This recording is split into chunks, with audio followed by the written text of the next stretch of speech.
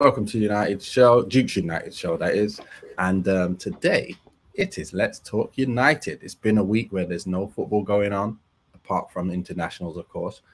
Surprisingly, England have played very, very well and beat Italy, a team that they should have been beaten, as always, since Italy have not been that great. Even though they got a great record at the moment, it's weird. They had a great record where they haven't lost in such a long time. But they're not the best team. When you look at them on paper, they're not any good anymore.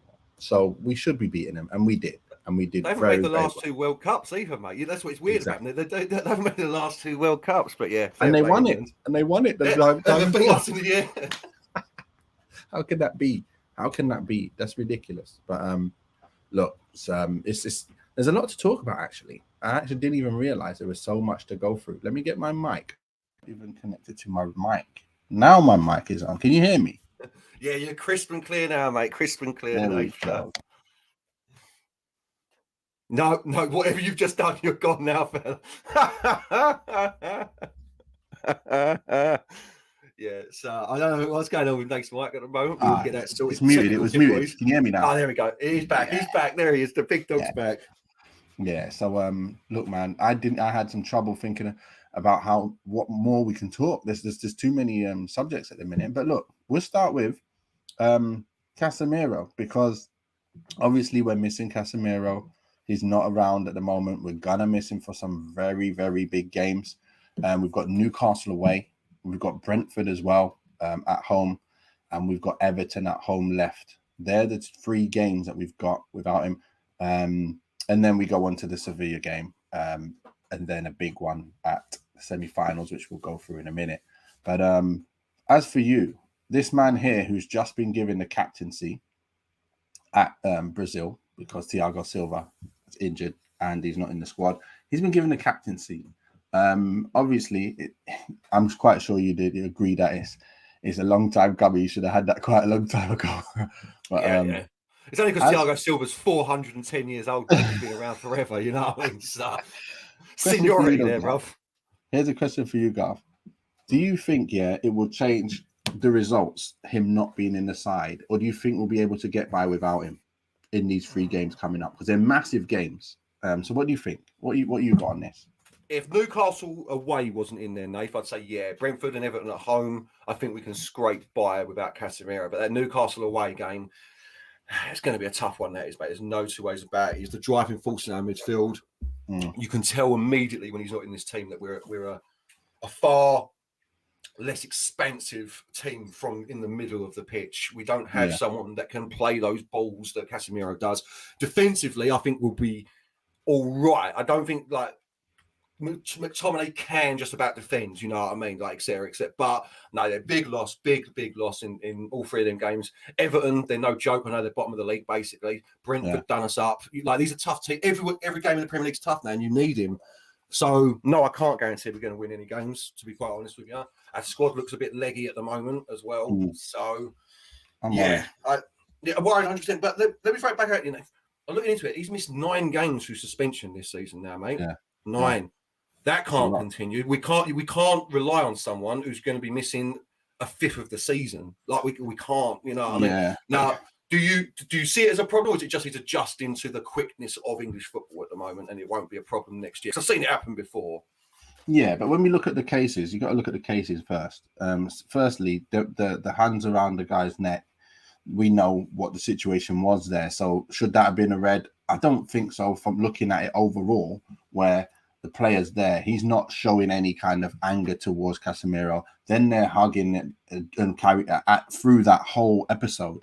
So for me, you've got to look at that and go, was that even fair? Was that a red card? It's nothing to do with on the pitch. No, not fair at all for me. Especially the fact that the other guys in Crystal Palace did the same thing with anger and didn't get sent off. So that's me. I'm saying I'm looking at that as a one-off. That's a one-off 3 games suspension. And then this one, he's won the ball and then his foot's come off it and just like gone into him. But it's not like he's injured. The guy hasn't been injured. So again, it's unlucky. It's just something that is just, I would say it was just a one-off again. Because how is he to know that his foot's going to bounce off the ball and then tap into his leg? And then you go, oh, it studs on the shin, so you got to get sent off.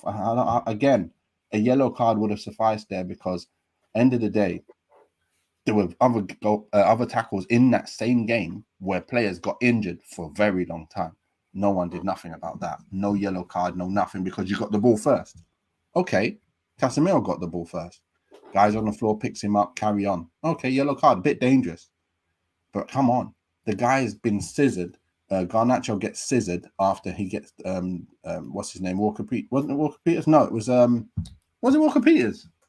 Yeah, Walker Peters. He tackles Garnacho, scissors him, and then he comes out where he's now with things on his foot. He can't walk no more. So which is worse? Which is more dangerous? Well, yeah, this is what the point I was getting. This is what I was digging into, which is I think it's really rough that Casemiro has been given 7-game suspension for a little strangle and a tackle that was, you know what I mean? A tackle Don't that say was it like that, not... A little strangle.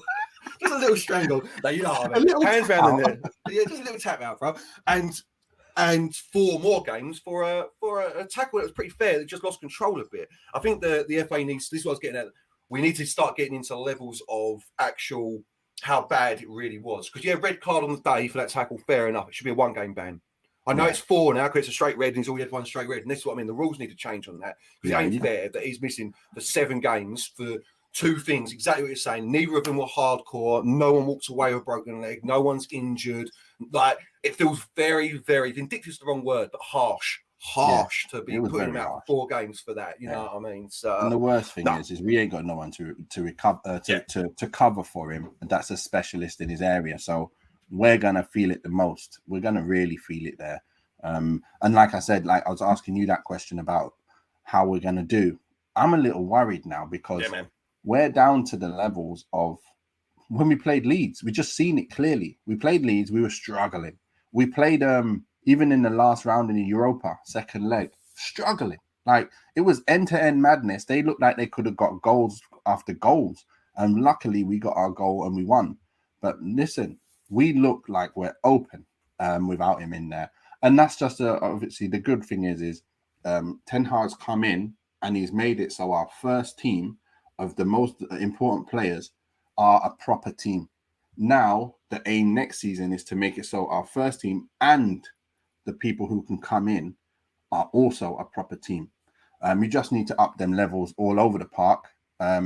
We know we need extra men, extra bodies to help the team remain steady and up in them top positions. So that's it for me. I'm happy. Who are you bringing in to replace him for these 3 games? Who are you playing there?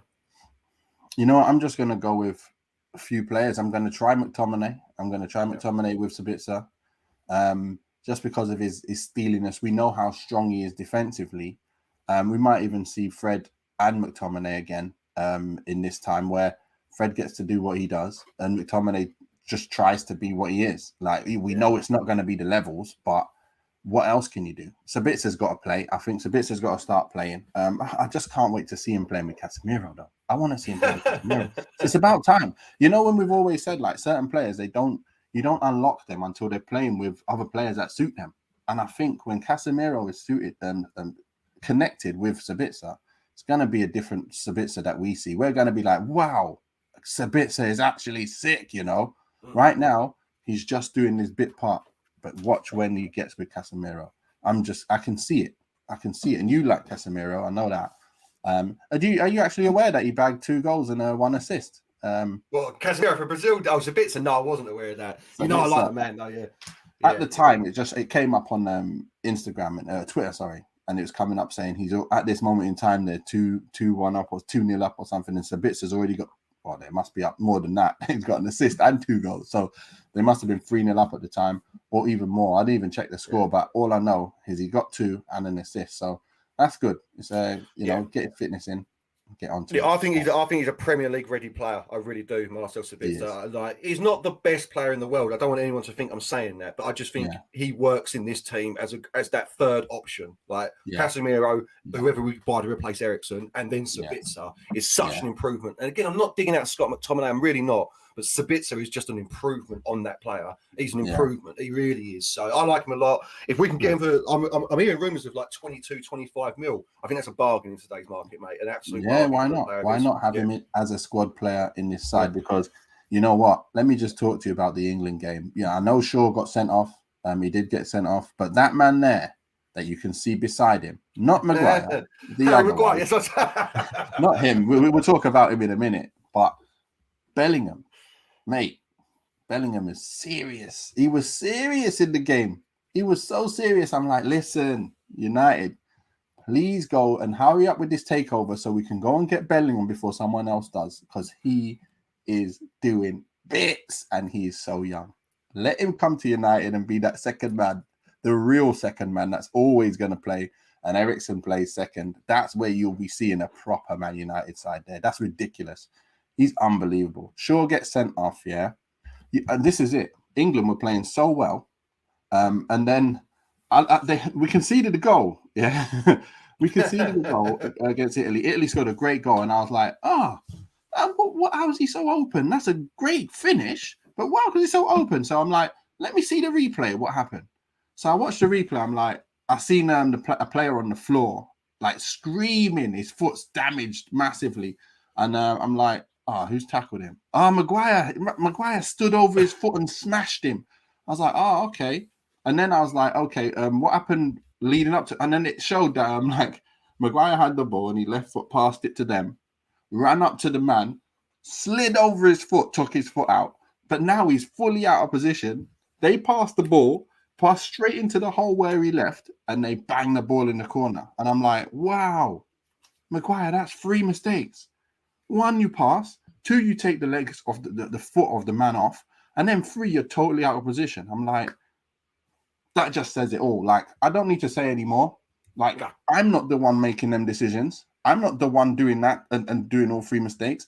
But if I mention the 3 mistakes, it's like people get upset. I'm saying that's not good enough. That's not good enough. For the majority of the game, okay, no problem. But when you're called upon to stay in position, to be the man that you're supposed to be, people in the top 3 positions, top 4 positions in the Premier League, they don't make them kind of mistakes. It's as simple as that. It's just not part of their makeup. We don't see Martinez doing that. We don't see Varane doing that. They get beat every now and again. Of course, everyone is going to. But come on, Garth. Talk to me. Well, this is what I can say. It's not that we don't see him do it. It's that it's not week in, week out. And this is listen, Maguire, I've said my piece many times and I stick to this one sentence with it. Harry Maguire is very, very likely to make 1 or 2 big mistakes in a game, every game. And it just comes down to whether the opposition capitalise on it. Yeah. A lot of the time they don't. A lot of the time they don't capitalise it. But you saw against Italy, that's what can happen. Yeah. And that's what Maguire is, man. Listen, I've said my piece on Maguire many times. He's not good enough for Man United, and that's just where I'm going to leave it at that. Because otherwise, exactly what you say, otherwise I'm going to be getting text messages about how I'm digging out our captain. And are you even a Man United fan? This ain't how Man United fans act. So, everyone knows. Yeah. Everyone can see anyone. And I don't know how he's getting into this England team week in, week out. I don't. Game out, so. Yeah, and there's other players who are winning leagues and stuff and playing well. What's Tomori got to do? What's Tomori got to do to get into this team? What's Chris Smalling got to do to get into this team, man? Like these people are these two are doing so well in Italy. They're just magnificent. Anyway, it's not going to happen. It's obviously when you've got people who are your favorite, you're gonna keep them in anyway. So he cemented his space in the squad, no matter what, from the way I see it. Anyway, but anyway, look, he done okay. Other than that, but again, it's I don't think it's enough. Now moving on, semi-finals. United have got Brighton and Man City have got Sheffield United. But we're at Wembley. We're already at Wembley. Look, it's going to be a big, tough one. Brighton are no jokes, you know. They're seventh in the league. They're seventh. You know what? Let me bring up the league table because, you know, talk to me about what you think of Brighton anyway, because I just want, I'll bring up the Premier League in a second as you're talking, but let's get that up. Solid team. Brighton are on fire, mate. They're a team. Yeah. They're a proper side. Yeah.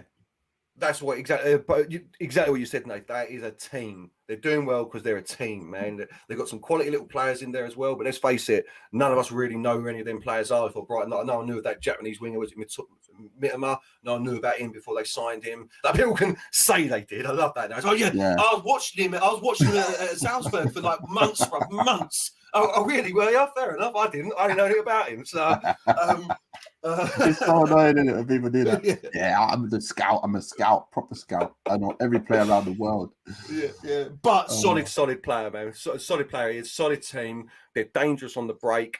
They've transitioned from one manager to another very easily, which is very nice. And what must he be thinking? The guys are at Chelsea now. Oh my God. Oh my gosh. Potter. Yeah, and you think about that as well. They've lost. Was it Trossard? Was it there? Wasn't it? That was one of their players. They lost Cucurella. They've lost big players in their team and just kept trucking along, man. So kudos to them. That is very hard to do for a small team like Brighton. And I mean small with all reverence. They ain't got the money. Look at everyone above them. You know what I mean? Look who's below them. These teams are big teams. You know, Chelsea are below them, for goodness sake. So take a look. Yeah. Just have a look at what's going on here. This team here played 25, one less game than us. They got 12 wins, 7 losses. We've got 15 wins, 6 losses. They've scored more than us. They got 46. We got 41. And they've conceded less than us. They got 31 conceded. We conceded 35. So they're better than us at the moment with goal scoring and conceding. We've got +6. They got +15. They're a good side, man. Don't help much when you conceded 6 against Man City, 7 against Liverpool, 4 against Brentford. and this is it. Like, the thing is, we conceded 3 against Brighton as well. 2 against Brighton, 2-1, weren't it? Won it 3-0?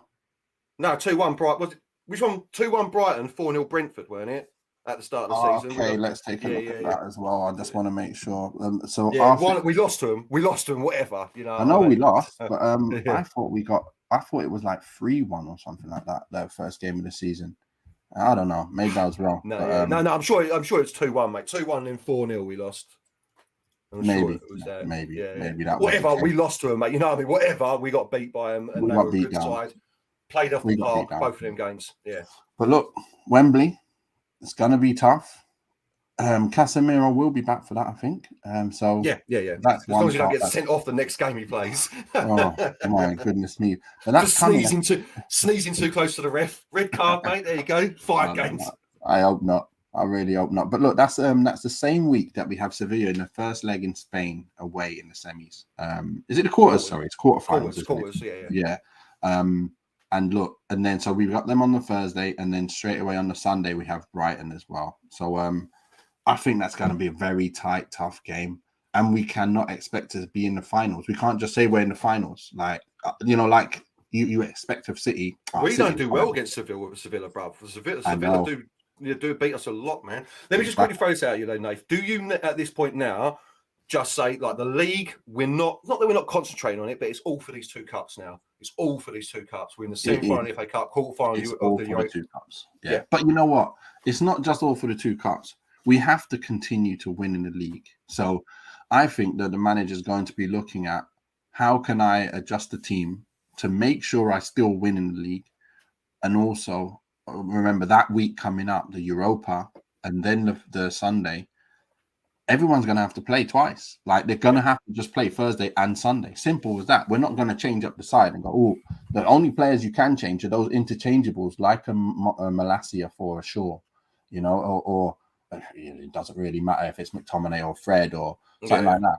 But I think you're going to see the strongest side possible, as much as possible. And here's another thing, Gar.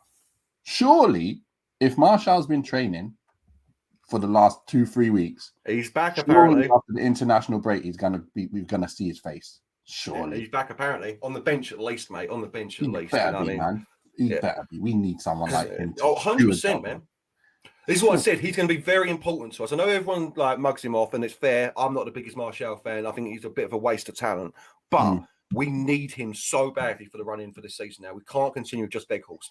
And there's no disrespect to Weghorst either. We need options. You need options, man. But just quickly back to we're playing Thursday in the quarterfinal, and then Sunday in the semi-final. As an ex-pro, mate, you wouldn't be tired, would you? Like, you'd be like the energy levels would be back immediately, wouldn't they? You got a semi-final at Wembley, and now you got a quarterfinal in the European Cup. Like, surely you'd be fine for it. What I'd expect, is after that game, you fly home. You're home in the night, late in the night, and maybe in the morning. You fly home in the morning. You stay there overnight. Come in the morning. You do a warm down in the morning in Spain. Then you go home and have a day off. Now it's Saturday, right? So obviously you got your day off when you get home on the Friday. So you've got all that day to just be at home, chill. So, sorry, that's Friday. You're warming down, you get home. Then you get in on Saturday and you come in and you're doing pattern of play for the game. You're doing, set pieces and patterns of play. What we're going to do for the Sunday Very game. low energy stuff. Yeah, very low energy of stuff. Course. Yeah. On the day before every game is small-sided. Like you come out, the first team are playing against the people who are not playing, and you're just going through what the other team is. So the people who are not playing, they're playing as if they are the other team. So they're going to be there going, right, you play as if you're this player. I want, any winger that you've got in the youth team, you got to play and start doing this. Every time you get the ball, I want you doing that. Like the winger at Brighton is, for example.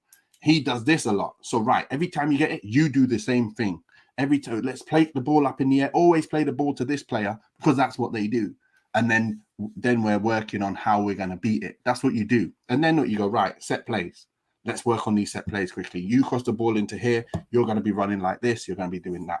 That's the way it works. And then do some small five-a-side, 10, 20, 15, 20 minutes five-a-side.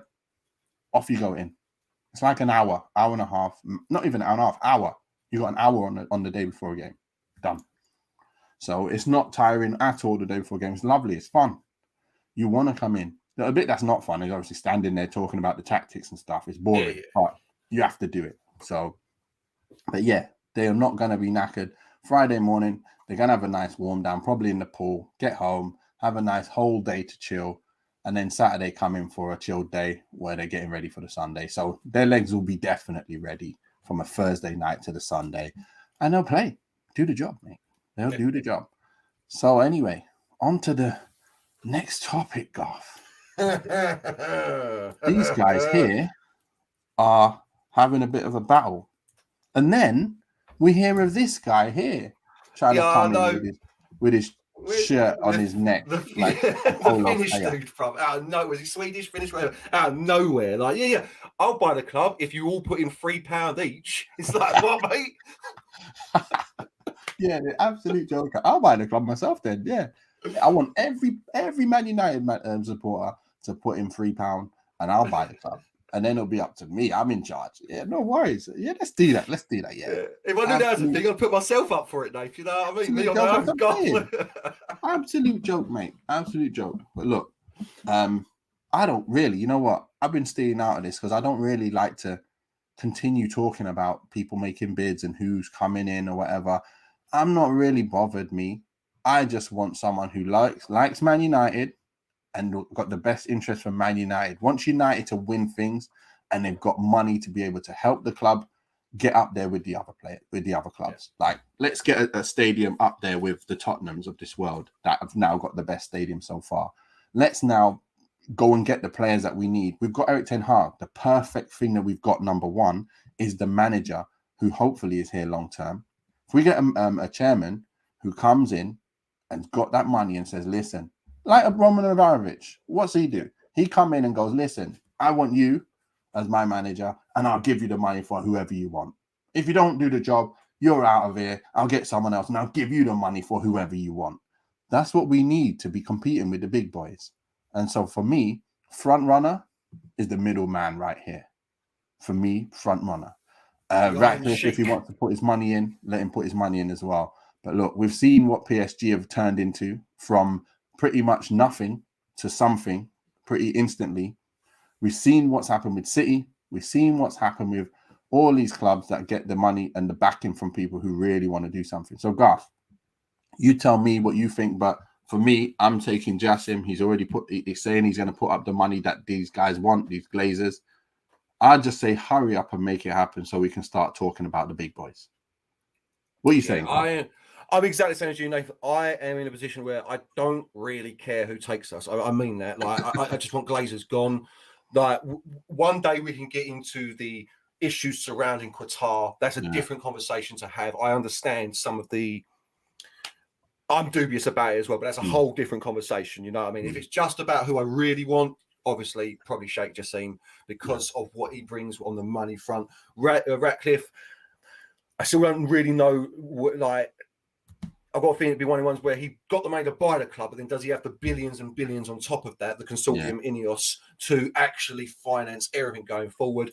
I'm the same as you. I just want it done, mate. I've read on Sky Sports today that the Qataris have gone quite quiet, but on the flip of that, they're promising to put in the bid today, world record bid. And that's another thing I'll quickly say, mate. $4.5 billion for Man United. The UFC was sold for $4 billion. Like the UFC, the whole promotion was sold for $4 billion. You know, I mean, WWE, the biggest sports entertainment brand in the world, they're looking for $4.5 billion. Man United is such an institution that's what we're looking at, you know, and then sort of things. So, I mean, but I kind of fantasy land now, Nate. Jassim takes it, the Iron Sheikh takes it, and first thing, what are you doing? New stadium, renovating Old Trafford. Which way are you going? Hey, I'm new stadium it up. New stadium. I think obviously it's going to be in the same place. I've seen where there's some area right next to Old Trafford as it is. They could start building there and get the job done and then move everything into there. I think that would be a great plan. And then do something with that the stadium that's there now could be a similar thing to the way Man City have done things, where they've got an academy all there. They've got an academy stadium. They've got academy everything. I know it's going to be massive, but look, why not? You know, why not have both? I think Old Trafford goes, mate. That's what I mean. That's what I was more thinking is you have the new stadium, you knock down the stands of Old Trafford, and you rebuild a little purpose-built 5,000 seater for the women's team, or something, or exactly what you're saying for the training team, etc. Old Trafford doesn't stay if we get a new stadium. It has to be. Yeah, that's I want mate. State of the art, brand new, everything top notch. To renovate means you really have to break everything down and start again anyway. This is what I was very much like. I don't want a new stadium. I remember when we talked when I first started coming on the show. I don't want a new stadium. Like it's the heart and soul blower. The more I think about it, renovating Old Trafford, exactly what you're saying. It's just basically breaking it down to its literal shell and rebuilding it again anyway. So you might as well put a whole brand new state of the art 100,000 seater stadium in there, bro. 100%. Exactly. First player you're getting then, Nate. Who are you going for? First player. All the money in the world. Anyone's available. Anyone. You know who I'm going for. We need a striker first. So the only player who I'll be looking to get in first is Mbappe. Very simple. Mbappe comes in first. But you know what? Who's a close supplants Rashford? Huh? Or do you move Rashford? Supplants Rashford on that left? Or do you move Rashford into the centre if you bring Mbappe in? I do not care. Mbappe's in. I don't care. I don't care. He's in. So I don't care if whatever happens, he's coming in, because look, you can't pass up on the best of the best in the world. Yeah, I'm with you. Who know you've got guaranteed 30 plus goals every season, and you've got a man who can just pick up the ball and slap you, absolute outpace you from anywhere and score goals. So he's got the Rashford side, like the best of Rashford and the best of Rashford's finishing as standard, like when he's not hot.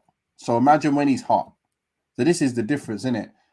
He's just ridiculous, mate. I can't believe how good the guy is. And at his age as well, was he 23? Isn't he? He's young as hell, man. He's been around for years as well, yeah, and he's still young. So it's just a mad one. Sick. And then you know who I bring in? His teammate, Hakimi, right back. Oh, you know why? He's so quick, so young, well good, and he played with Sancho, and that is what. If you look at, let's just take a look at what. That's a good question, actually. Actually, we got Sancho coming up. I don't want to mention it too much. Yeah. We'll get into it when you talk about Sancho. Yeah. I'll bring in them two. I think I'd bring in those two. Definitely, they're the two best. And then you've got a central defensive midfielder in Bellingham, like I said. I think they're the three I'd like to bring into United and go, you know what? That team will be sick. Just drop a cool 400 mil in the first transfer window and show us some business. This is what I'm saying. No, 100%. If the Qataris do come in, that's what you're talking about. That's what I was saying to mate. Ashtray money. I was like, mate, you could get Haaland. And he's like, no, you couldn't. I was like, you can. He's got a buyout clause in it. Like, it's 165 mil. Yeah. But you could get him because you've got all the money in the world, mate. You can get Mbappe. You can get Bellingham, Kane. Like, there is no player off limits if you've got that money in the bank. Yeah. It ain't like it used to, man. Haaland's got no love for Manchester City. The players don't have that anymore. There is no homegrown talent that stays at the club for their entire life anymore. It just isn't. So, you get anyone you want. I agree with you. All the M3 and obviously Gvardiol as well. Just another extra 80 million. Go and get Gvardiol, bro. So, Why not? Why not to get him in? And he's another one of the better defenders of today. Why not? If he's one of probably the best out there, young up and coming, we need to get them players because you know what? Chelsea are going to gobble them all up. They're just like casting the net and getting everyone, like whoever's good, whoever looks like they could be good, come over here. It's just too much, mate. And then they got like 50, 60 players and everyone's like, wait a minute, I ain't even going to play here. I need to get out. Let me out of here. And let me just pick up my money and let me get out. And that's what I do, though. If I'm a player and Chelsea are coming in for me and I know I'm not a Chelsea player, like, I ain't good enough for Chelsea. Why are they coming in for me? What, they offer me that much? All right, I'm off. Because you know what? What I realize in football is it's not a long career. And if you get offered crazy money, take it, mate. Take it. Because you're still going to play. But if you don't play, you move, but you've got your money. That's what you do. You don't. I've had the same situation with me when I was at Wigan and I went to West Brom and we got relegated and I'm like, nah, this is not right because I play every week. You brought me in, and why did you bring me in? It's like you brought me in to cripple Wigan, but it backfired. Now I'm the one who's going down, and I didn't even play no games. Like I played like 18 games in all competition. When at Wigan I would have played all the games, and we would have been good. So I'm there going, they're like to me, I want to give you a new deal. I'm like, forget your new deal. I don't want no new deal. I need to get out of here. I want to be sold. Put me on a transfer list so I can get going. No, we're not letting nobody go. And then all my other friends in the team, they're all saying, listen, I ain't staying because obviously we're not in the Prem no more. And then they sign new deals. I'm like, why they sign new deals? What's going on? I thought they said they wanted to leave. Next minute, I'm still there. These players have gone back to the Prem on even more money. Why? Because they had more money. So then when the club come in, they get even more money. They signed anyway during the time where they was going to be there no matter what. And then they move on anyway and they're on more money. Whereas me, I sat there on less money and said, I don't want no deal. Stayed there anyway on much less money, nearly half my wages. And I'm sitting there going, no, principles. I ain't signing nothing. Stupid, mate. Stupid decision. You sign that money and you get that money and you go and move afterwards anyway. You stay if you're going to stay, but it's nothing to do with money. So whenever money is being brought to you, obviously it's different, Garth. You're probably thinking of two clubs that you want to go and you're looking at your career. No. I know exactly where you're coming from, mate. Yeah, that's a bit different. If Man United, for example, if Man United coming for me and the Man City coming for me, I'd go Man United over the money if it's obviously like not far too much more. Ridiculous. Man City are offering you 300 grand a week. Man United are offering you a packet of crisps and you can't fare home every day. No, there's obviously obviously a big difference. I know what you're saying though, mate. I suppose the only thing I'd say that is if you're a younger player, you have got the risk of getting trapped into that 5-year contract and never getting played. You know what I mean? It's a small risk, but you get on loan then. Yeah, but what happens if there's like if what I'm saying is there's a small risk that no one wants, like there is no loan moves. Chelsea, let's say Chelsea won't let you go. You know, that means you're not good enough anyway, isn't it? If you think about it. So just take your money and see. I see what you're saying. Take your money. I'm fully on that ball, mate. So I'll go back to the club that I got sold from, bought from, whatever. Because look, if I'm at a level that's for example, look at Thingy. Their winger now, who everyone thought is going to be the best thing since like the next Bale. Yeah. He's not looking like anything right now, yeah? They spent 100 mil on him. Like, he's there at his club going, I've just shown a bit of pace, and now they splash 100 mil on me. Like, ridiculous. He might not contracts as well, mate. Yeah, he might not even be worth 20 mil at any stage of his whole life. But he's now been given 100 mil worth of money. He doesn't care. I'm getting my 100 mil worth of money wages now, and I don't have to do nothing. Like, obviously, I'm going to try and be the best I can be, but the best I can be is only 20 million player. Like, it's probably a championship player, let's say. Might not be, might be better, obviously, might be a premiership player. But the reality is, if he is a championship player, he ain't moving. He'll go on loan somewhere, and Chelsea would have to pay all his money. Or they pay him up all his money. Which one is it? Which one do you want? So at the end of the day, you're going to be a Chelsea player who doesn't really play much because you never were able to play. And you've got millions in the bank. Or you're still at your club, no millions in the bank, and you're just playing low levels. Which one you want? Which one do you want? Listen, I've said this all just to put the point on it that you said. I've said this my entire life when it comes to footballers and how much money they earn. I've always said this: it's a 10-year career, 15 at the best, unless you're a freak like Ronaldo or Ibrahimovic. Exactly. Take your money, get your money, because there ain't no. I mean, obviously, your retirement. There ain't no way you're making that sort of money ever again, no matter what you do. Punditry, management, maybe, but even then, probably not. You take your money, get your money. Mate. They deserve it. The amount of people, the amount of money that's spent on watching you boys play, 100% they should be paid the best that they could possibly be and paid what they're worth, what they think they're worth. If someone's willing to pay Mudryk, like you say, Chelsea, to pay him 100 mil over 8 years, take that, mate. All day, don't even blink an eyelid, mate. So, I know where you're coming from, brother, really do. Here's another thing, Garth. You know when people say doctors or these people should earn more than players? I'm like, no, you get paid what you're worth in terms of what people are willing to pay for you. So end of the day, it's obviously doctors are a much more important job in the world. 100%, we know that. But let's say you made a song, and then nobody bought your record. That's what you're worth. Then you're Michael Jackson and everyone buys your record. That's what he's worth. So he's worth them millions. Like, you can't say you're not worth the millions. No, I think a doctor should get paid. No, a football player does well. He comes into your side, causes more fans to come, more fans to watch, buy your shirts, getting bums on seats, people paying for Sky, paying for this, all that money that's generated from, let's say, a Ronaldinho doing some madness. Why isn't he worth all that money? Of course he is, because he's generating that kind of money.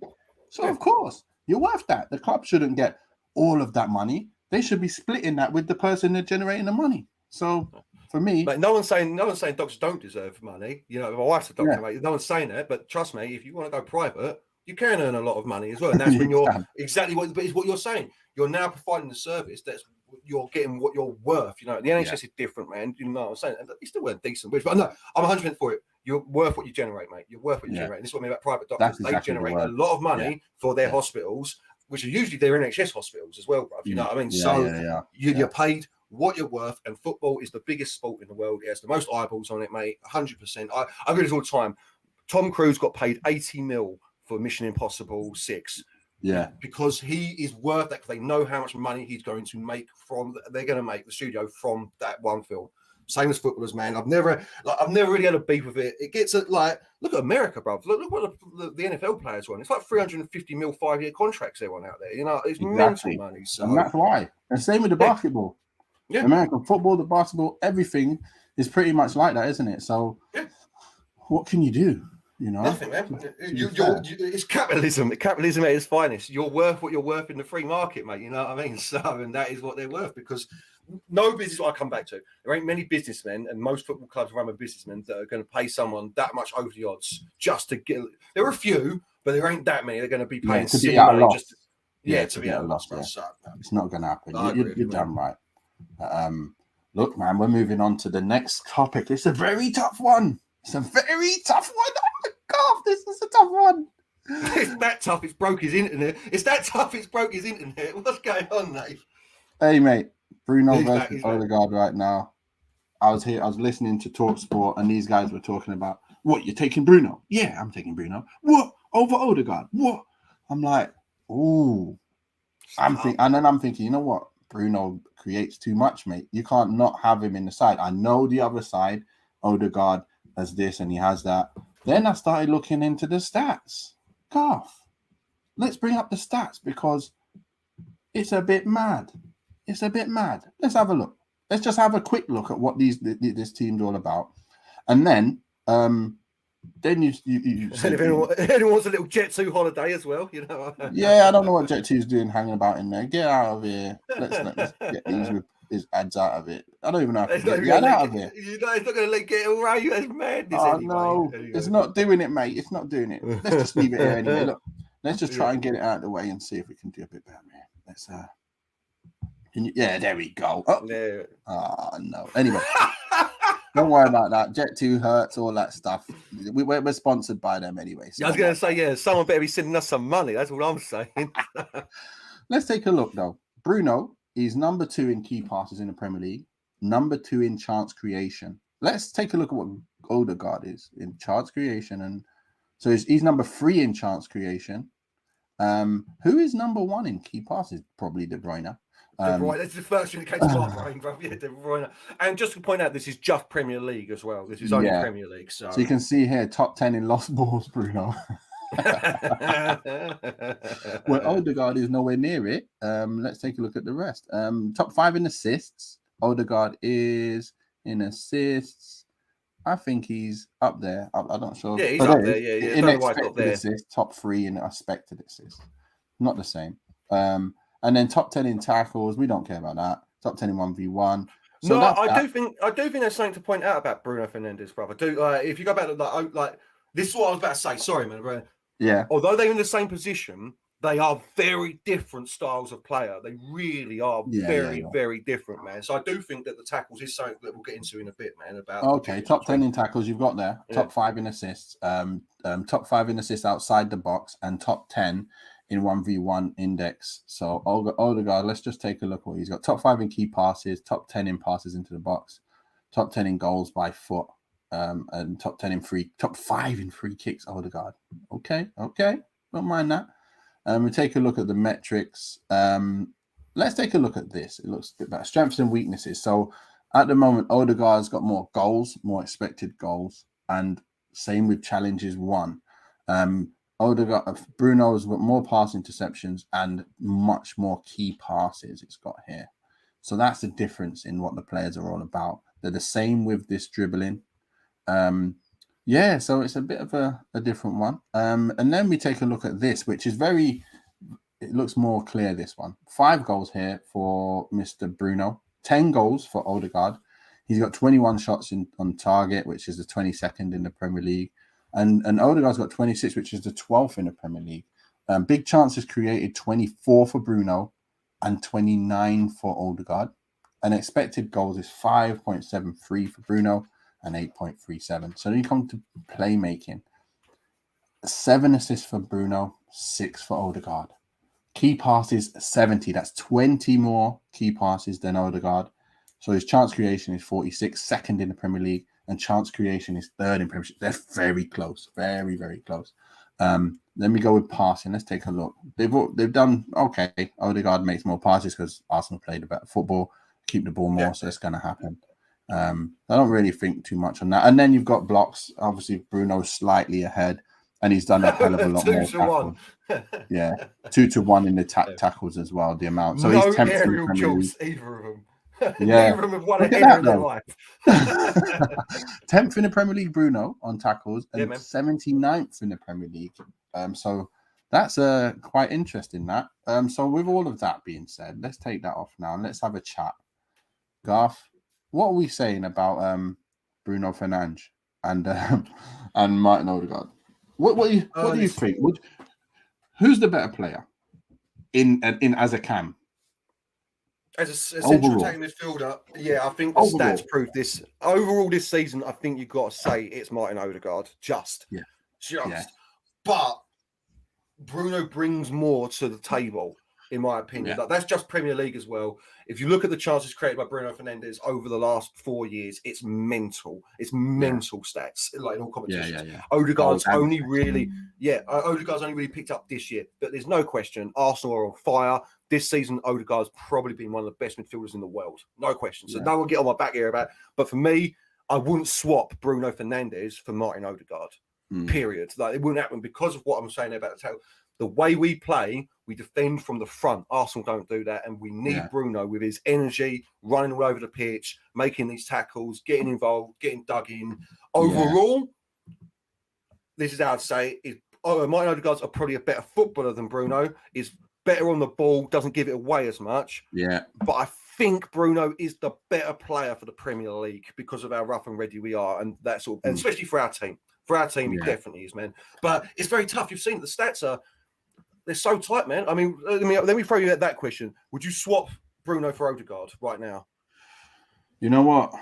If I was at Arsenal, I'd keep Odegaard, and if I was at Man United, I'd keep Bruno because they're both very, very, very, very instrumental to the success of their teams and the way they play. Now, when Man United finally do get to the football that we want to play, I think I would do that swap because Odegaard, his ball retention is sick, but he's got the free kicks which are sick, and he also assists similar to Bruno. So it's like a more ball retentive, if that's a word, a more ball retentive player with the same other parts of his game. It's like when you look at De Bruyne, when he gives away the ball, you don't look at him and go, "Oh, what the hell are you doing?" You do that with Bruno quite a lot. Like, why are you doing that? Why are you flicking the ball there for? Why you get... So some of the giving away is uncalled for. And actually, a lot of the giving away of the ball from Bruno is uncalled for. But you can't, it's kind of one of them ones where it's a balancing thing where you go, wait a minute, the amount of assists he puts, the amount of balls he puts in for people, clear chances, key passes, key chances, big chances made. I don't think there's anybody in football that creates more chances than Bruno. So it's like, it's a balance, isn't it? Do you take a player, for example, like Haaland? They don't care about the hold-up play of Haaland, do they? Because he scores so many goals. But if he didn't score so many goals, he would not be playing. If he only scored 15, 20 a season, just even 20, you'd probably see him in and out of the side swapping with Alvarez. But this is it with Bruno as well. It's like, I think Odegaard is so close to him, all the other side of his game, which is nice and polished, kind of brings him up there with Bruno, even though Bruno is way ahead with the chance creation. So that's the way I look at it. Yeah. Solid answer, mate. I'm very much, I can see what you're saying. I'm very much the same. Listen, like I said to you before we've done the show, Odegaard, for me, he's been a mercurial talent since he was 14 or 15 when Real Madrid signed him. Yeah. And it's been very difficult for him to live up to that potential. He's found a team and a coach where he's and a fan base where he is loved and where his style of play is revered and his style of play is used to better the team. I can't be the word I'm trying to, but he fits into Arsenal so very, very well. That would be my only worry coming into a 10-arc team. But listen, there is no question Odegaard's been the better player this year. In my mind, no, this year Arsenal have been on fire and he's been a catalyst for that. So. All right, here's a question for you. I always like to use like the FIFA stats, overall stats. The reason why is it makes it kind of easy. Like when you're looking at players and you go, right, Rashford, he's like an 86 right now. He's playing maybe 87 at the moment. He's 87 overall. And then you look at the Brunos of this world and you go, wait a minute, Bruno's in and around the 85, 86 area. Where's Odegaard? Exactly. Yeah, you think about 85, 86 as well. 85, 86 all day, every day. 100%, mate. Yeah, like, he's not up there in the like we're doing the FIFA. He's not Modric. No, he's not in the 89s or 90s yet. Whatever Arsenal fans want to say. Same as Bruno is, and Bruno for me, 86 is perfect for Bruno. That is exactly where he should be. Yeah. And the same for Odegaard, mate. 85, 86 all day long. It's an easy way to do it, isn't it, Gav? I know what you're saying. I know. Rashi, mate. I mean, bruv, his team of the month card must be a 91 right now. It must be the way he's playing. Anyway, this is what I'm saying. They're so tight. They are so tight. And I'm not going to be one of these fans that's like, because it's my player, I'm going to be like, he's so much better. He's not. No. Bruno is not. You know what I mean? They're exactly where they should be, both of them. Catalysts for their team. Like they are the creator-in-chief for their team, as Alex likes to say. The creator-in-chief for both. They're perfect players for their teams. Yeah. And, both exactly. So you'd have them as the same, wouldn't you? 85, 86? Yeah, I think they'll be around 86. Both of them 86 at this minute. I think Bruno has improved in terms of his ball retention this year. He's been more reliable. He's been able to play different positions and he's creating chances for fun with a team, by the way, who ain't really scoring much. Yeah. Think about it, yeah? Imagine we had these three bagging goals for fun. Do you know how many more assists this guy would have? That's my point. Then it probably would be, oh, wait a minute, Bruno's moving into the 88s, 89s. But look, right now he's 86, and I think Odegaard is around 86 as well on the overall FIFA ratings for me, if I had to make the stats up. Before anyone wants to come at us, on the base cards, people, on the base cards, we're not talking about the black cards, we're not talking about the blue cards. I think we should do a little thing on all that, I think we should do like the top 4 teams and all the stats on all of them. I think that would be quite fun, We might have to do that. Mate, I know a lot of scouting networks these days use the Football Manager database, don't they? Like a lot of that's not even a joke. They actually do use that database for players and stuff. So FIFA, why not? It is good. But I think it's unrealistic outside the Premiership. They don't really give the stats properly to Championship players and other players because it's difficult, isn't it? Because then you end up being very close to the abilities of everyone else. So I get it, but look, I think honestly, like if you're a team, if we just quickly talk about FIFA aside, if you're a team like Chelsea that've got all these players, they can't give each one of them players 85, 86s. So there's some players that I saw, I think it was Reece James this year on 81. And I was like, bruv, come on now. Like, he's an 84 all day, mate. What are you doing all here, day, he's way better. But this is the thing, innit? All them new players they brought in, they're like not even 80s. Like, no, I swear, not many of them are 80s. Like, some of them are 79s. Modric, it might be even a silver card. Yes. Rare silver. Modric, sorry, not Modric. Let me make sure you hear the right word. In the Modric, mate. In the Chelsea in the Modric, bro. Star. Anyway, silly signing. On to the last subject of the day. It's something that Paul Scholes said about Sancho. Let me bring it up. So he says he offers Man United transfer solution, unlocking Sancho. And this is where I got this thoughts from. He says, let's just read a little bit out.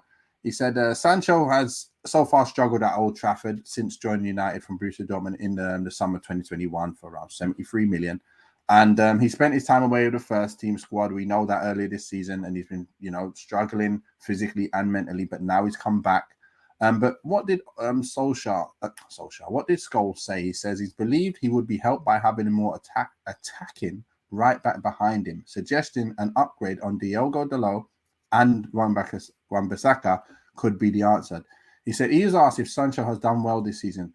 Scholes told BT Sport, not yet, I don't think. I still think there's a lot more to come from him. He's obviously had issues and problems that's the manager's dealt with.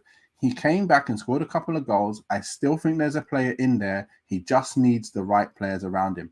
And I am that guy who says, right players around you unlocks the further extra percent in you. I'm telling you now, I'm just going to go back to myself as FIFA stats.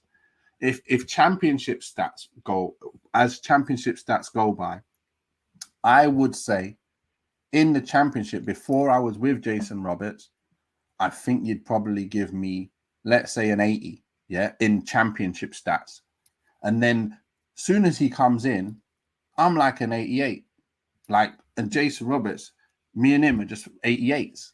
Okay, he'll try and say he's 89 and I'm 88. And I'll say I'm 89, he's 88. But look, really, we both have different abilities, but we both brought out the best in each other where we became unstoppable. No one can touch us. And that's why we do have a bit of this kind of reputation as being the best strike partnership outside the Premiership ever. So I don't know if you've seen on YouTube, but go and have a look at them both. Them guys are good, man. Whoever they are. You're both proper in the 20s in league goals, weren't you? Yeah, every time. 26 and 25 goals. And the season when he came, we had like 11 games left, and I scored 9. He scored like 8. So it was just ridiculous. Like, it was mad. The stats on me and him playing together was top notch, like Haaland on his own, innit? Is that what you say? Haaland is Jason Roberts and Nathan Ellerton in one. You're the perfect striker. I like it. Oh my gosh.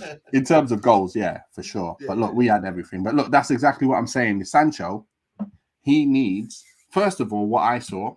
I don't know what you saw, Garth. But actually, let me ask you first, and then I'll answer the rest. What do you see in being able to unlock Sancho?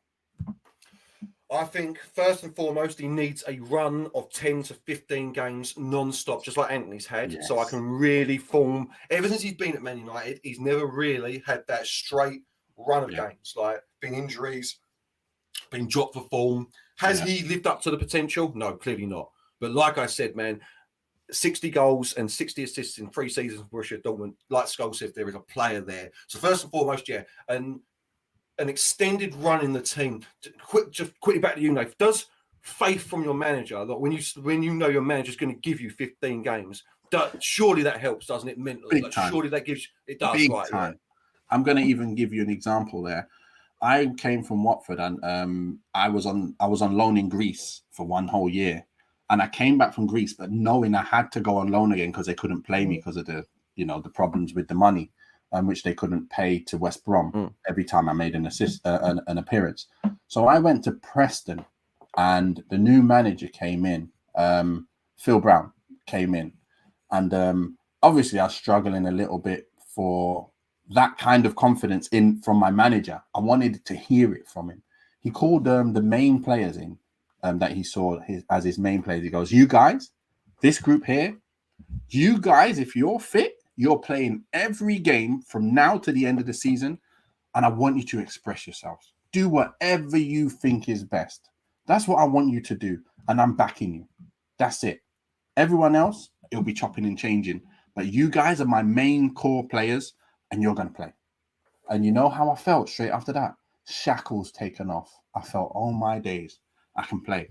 I've actually got highlights online. I actually put it online of all my Preston like touches, everything. Type in Nathan Ellington Preston, and you will see like the way I play. I played more like I'm a player who's a dribbler and doing stuff on players and doing skills on players, and I was just doing everything. Back to my old Nathan, who I used to be when I was at Wigan. It took all them years to get to that because that guy said, "I'm going to play all the games." Obviously, we were far too far adrift, right at the rock bottom of the table. We could never get back. But look, it really made a difference. And I think leading on to this Sancho thing, it will make a massive difference for him to know I'm playing every week, no matter what. Next 5-10 games, I'm playing. Like, no questions asked. If I'm fit, I'm playing. He's going to feel great. He's going to feel great. What are you saying about that? Well, that's what I was thinking. Though. That's the first point I'd make about it, is I just think he needs, and I'm sure Ten Hag has, but I just think he needs the same confidence from his manager that Anthony's clearly got, and just to be told, or not even told, but just shown, top 3, 4, 5, 6, 7, 8, 9 games. You make a mistake, you're not coming off, mate. Like you won't be dropped for the next week or anything. Like, you're our main man. Admittedly, like if we're playing Stoke in the League Cup, maybe I'll drop you for that game. You know what I mean? If we're playing LKS Lodz in the UEFA Cup, maybe. But for our big games, you're our main man. But the second point you made is exactly what Scholes is saying, what you're saying, mate. Yeah. I like Wan-Bissaka, I like Dalot, but yeah, if you want to unlock Sancho, you do need a very expensive right back there. 100%. Like, you need an Hakimi, you need a what's the Canadian fella? I know he's left back, but you know what I mean. Davies. Yeah. You need a world-class fullback, because Sancho isn't a defender, and that's the other thing.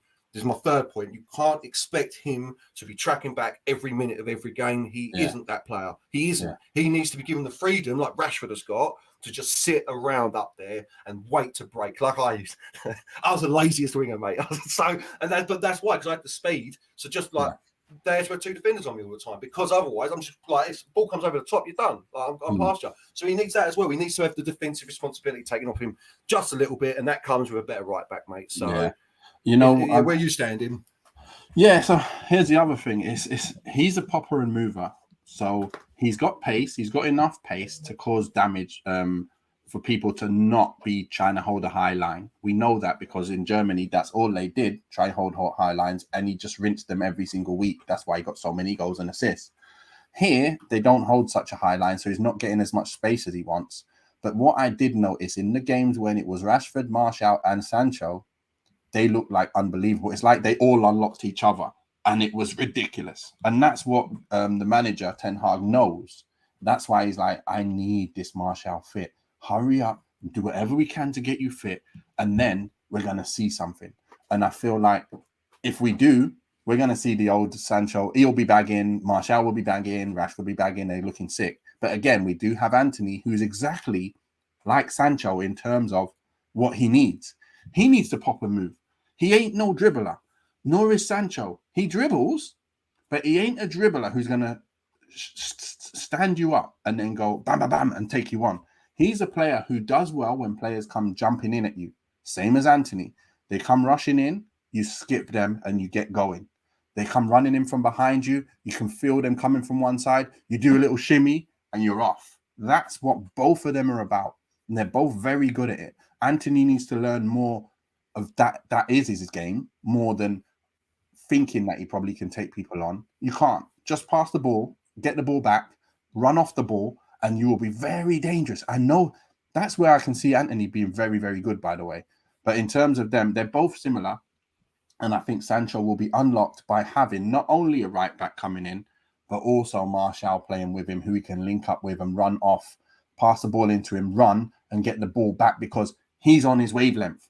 You know, with other players, I've noticed before, same thing that happened with me and Jason. I'll play the ball into my striker. I don't get it back. He turns, he plays it out wide and gets in the box. And I'm like, I'm 30 yards out. This is my area. Give me the ball. I'll bang it in from here. The guy turns. And so that means I never get that shot off. I don't score them goals. And then I'm not the me, if you get what I mean. Yeah, So no, 100%, yeah. Gets the ball, plays it into Weghorst, and then runs off him. The defense ain't as scared because they know that he can't turn and run at him. So they'll double up on him, but then he won't get the ball back. But imagine that's Martial. Plays it in, he can turn the man, and he can run at you, and then he can slot in a Sancho again. That's very easily done, and that's what we did pre-season. And again, Scholes, exactly what you said. I totally agree with him, 100%. So yeah. Final point on Sancho for me. Asking you, listen, you wouldn't sell him, obviously, would you? Not yet. No chance. I'm not selling a player with that kind of ability when I haven't unlocked him yet. It's not the same situation as the Pogba thing where we need to unlock. But it is, in terms of unlocking, he'll be easier to unlock because you know what you need. And he won't be a problem in any other way. Like defensively, won't be a problem. You just put the right things around him, you get the Sancho that we know we got. Yeah. And again, you need players who are so direct. That's why I'm telling you, Bellingham, not just because of Bellingham being good, he's in Dortmund right now playing that direct football that Sancho is used to. So the minute he makes a vertical run forward, Bellingham is looking for that pass. United players ain't looking for them passes at the moment. They're not that team. So Sancho, the amount of runs he makes, and they don't see him and don't pass him, or even when they see him, they think, oh, that's a bit tight, I'm not going to play it. Bellingham plays them balls. He's used to that. And that's why Haaland also bagged so many goals. And that's why Sancho bagged so many goals. He made runs and people saw him and played him in. United, he's come here, made runs. People don't see him. People do see him. Whether they see him or not, they don't play him in. And we're not seeing the real Sancho. It's exactly what it is. It's not all down to Sancho not playing well. Telling you now. So, yeah, that's my kind of take on him. No chance would I be selling him. He needs 100%. To be unlocked because he'll go somewhere else and get unlocked. He could go to a City and be totally unlocked. He can go back to Dortmund and be unlocked. You know, you don't want that happening. No. I'd never sell him. I wouldn't sell him yet. Anyway, he's nowhere near as bad yet as a lot of people. We're very reactionary football fans, and it's like, he's over, he's a flop. It's like, he's not a flop, man. He's not a flop. Like, it's just not, like you say, it's a great way to put it, Nath. He's not been unlocked yet. And if anyone's going to do it, Ten Hag's the man to do it. I nearly swore. Ten Hag's the man to do it. So, 100%. Yeah. But look, Garth, that was very interesting, very fun to talk about, actually. I enjoyed that. I enjoyed that a lot. And look, people, have a little watch. Feel free to put your comments in later on. I know this has been pushed back a couple of times, a few emergencies that have happened that have meant that I've had to push it back. But look, me and Garth were always here to give our opinions on United. It's been a quiet week in terms of Manchester United, but next week we're back to football. We're back on it, and we will be back doing the previews and the reactions, and we'll be loving it again. So look, until then, Garth, thank you for joining again. Pleasure as always, mate. And looking forward to seeing you guys on the next one. Peace out.